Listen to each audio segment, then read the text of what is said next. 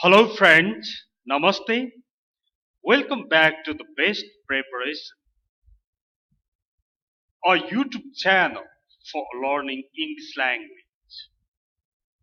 आजको भिडियोमा मैले हामी डेली स्पिकिङमा, डेली कन्भर्सेसनमा कसैसँग पूर्ण सहमत हुन्छौं कहिले, कहिले असहमत हुन्छौं, कहिले चाहिँ सहमत पनि हुँदैनौं, असहमत पनि हुँदैनौं, बीचमा बस्छौं है। कहिले हल्का हल्का सहमत, कहिले हल्का हल्का असहमत, यस्ता खालका कुराहरू हाम्रो दैनिक जीवनमा परिराख्छन् र इंग्लिशमा पनि अग्री डिसअग्री है, यसको प्रोनाउन्सिएसन नि अग्री नै हुन्छ, किनभने एकाउन्टलाई अकाउन्ट भन्छ ब्रिटिश इंग्लिशमा भने एग्रीलाई अग्री हुने भयो, अग्री।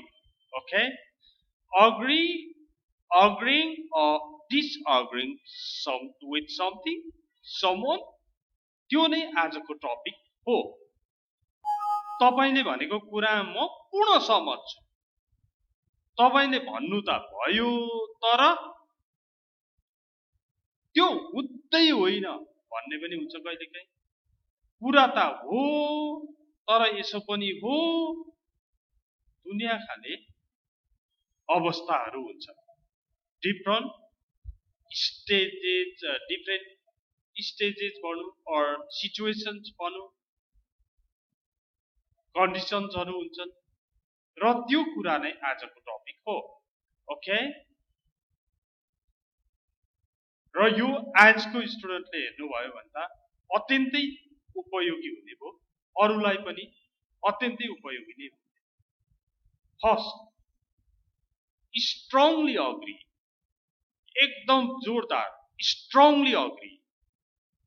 कसैले केही तपाईलाई हो ठीक हो भन्ने कुरा लाग्यो भने तपाईले उ बोलेपछि भन्नुहुन्छ I totally agree with you, I totally agree with that. Okay, के हो त्यो? I totally agree with the matter, with the argument. म त्यो आर्गुमेन्टमा एकदमै पूर्ण रूपमा सहमत छु। I totally agree with that. म त्योसँग पूर्ण सहमत छु। एउटा तरिका त्यो भयो, स्ट्रङली अग्री गरेको है, यो एकदम हो भन्न खोजेको। कसैले केही भनिसक्यो, yes, I think that's absolutely right. ठीक छ, मलाई लाग्छ त्यो एकदम राइट हो। Yes, I think that's absolutely right. Okay, I completely agree. I completely agree with her, with him, with you. म तपाईसँग पूर्ण रूपमा सहमत छु। I completely agree with you. म तपाईलाई पूर्ण रूपमा सहमत गर्छु। Okay, these are strongly agree. Now, number 2, agree to some extent. यो extent भनेको हद हो, हैन? To what extent do you agree with him? उसँग तपाई कति हदसम्म सहमत हुनुहुन्छ?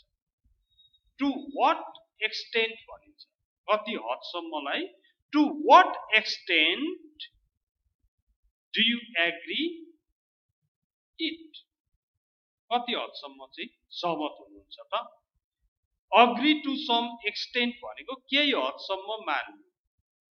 To a certain extent, yes. कसैले केही भन्यो, केही हदसम्म चाहिँ हो है कुरा। To a certain extent, yes. केही हदसम्म चाहिँ कुरा ठिकै हो। To a certain extent, yes, you are right. Okay, strongly agree, agree to some extent. Okay, strongly agree लाई कसैले केही भनिसक्ने बित्तिकै तपाईले I totally agree with that or yes, I think that's absolutely right. I completely agree. Okay? And agree to some extent. To a certain extent, yes. To a certain extent, you are right. केही हदसम्म सहमत गरेको.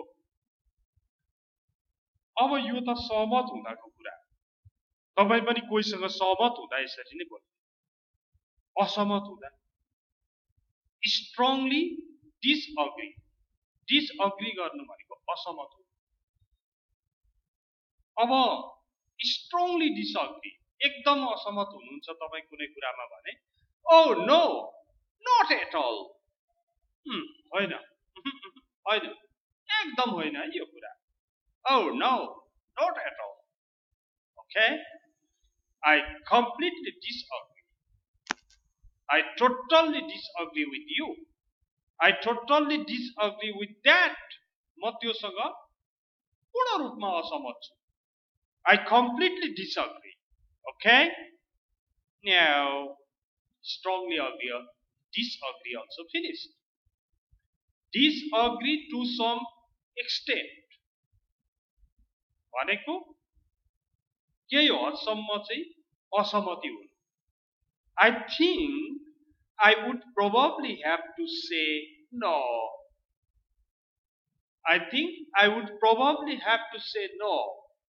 मलाई लाग्छ सम्भवतः मैले यो होइन भन्नुपर्छ अथवा तपाईसँग असहमति जनाउनु पर्छ. भनेको एकदम स्ट्रङ पनि होइन, केही हदसम्म असहमति. I think I would probably have to say no. You have a point. तपाईले भन्नु त भयो. But तर कुरो यो है, त्यो पनि disagree to some extent. Okay? Now, let's see again. कसैले केही भन्यो, तपाईलाई पटक्कै चित्त बुझेन, एकदम असहमति लाग्यो भने, oh no, not at all. I completely disagree with that. म त्योसँग completely disagree छु. I completely disagree with you. म तपाईसँग पूर्ण रूपमा असहमत छु. Okay? असहमत गर्छु, असहमत छु. Now, let's see another way, another point. Neither agree nor disagree. कोही मान्छे हुँदै होइन पनि भन्दैन, एकदम हो ठीक हो पनि भन्दैन, बीचमा हुन्छ. यसमेन भन्छ, यसमेन जस्तो. कसैलाई होइन कि होइन पनि पार्दैन, हो कि हो पनि पार्दैन. त्यस्तो अवस्था. Neither agree nor disagree. न उनलाई त्यो कुरा एकदमै हो जस्तो लाग्छ, न त उनलाई त्यो कुरा एकदमै होइन जस्तो लाग्छ. उनलाई उसँग त अरु नै थाहा छ. उनलाई फेरि उ नजान्ने मान्छे होइन है. फेरि जो चाहिँ अग्री डिसअग्री गर्दैन, बिचमा छ, उ झन् जान्ने छ. न तिमीले भने पुरा हो, न उनीहरूले भने पुरा हो भने जस्तो गरेर बसेको हुन्छ. उनले भन्छ, well, I think there are valid points for both. अब कसैले कुनै वस्तुलाई त्यसको त कामै छैन नि भने, त्यही त कामै छैन भनेर कसैले पुरै अग्री गर्दिहाल्छ.